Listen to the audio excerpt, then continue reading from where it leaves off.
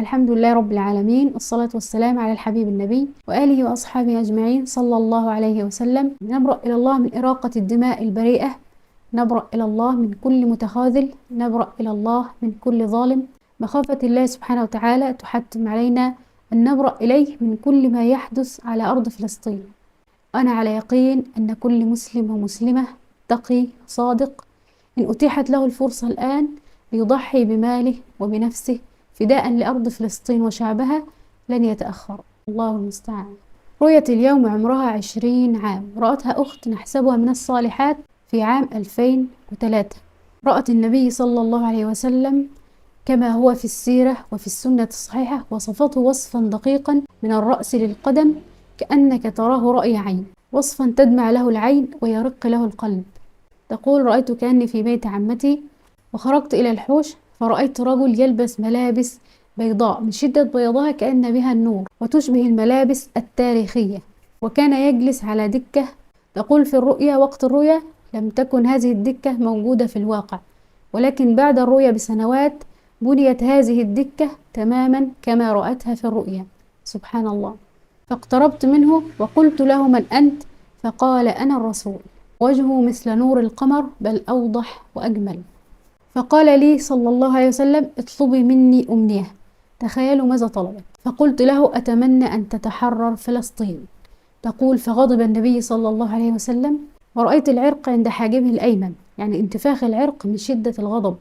ثم تغيرت النظرة للجدية، ثم قام من مكانه، ثم تقدم إلى الأمام، ثم قال: هي ستتحرر. الله أكبر.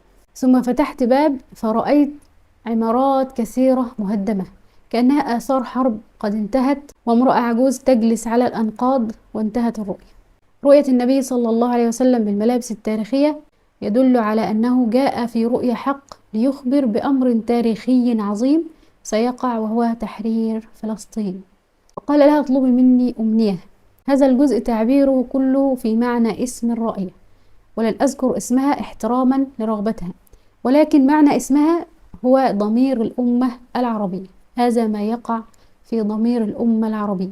فغضب النبي صلى الله عليه وسلم. ما غضب رسول الله في حياته قط إلا إذا انتهكت حرمات الله، وقد انتهكت كل الحرمات على أرض فلسطين.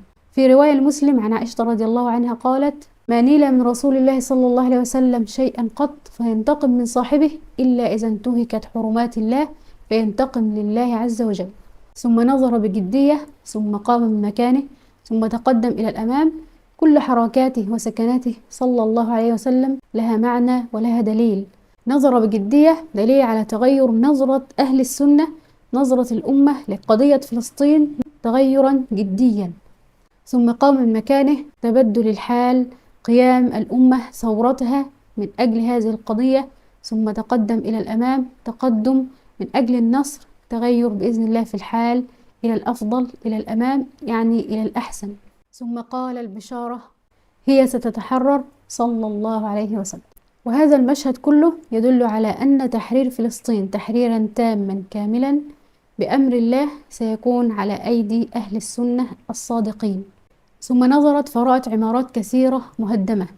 هذا يدل على وقوع خسائر، كأنها آثار حرب قد انتهت، ستكون بالفعل حرب، سيكون على إثرها خسائر كبيرة.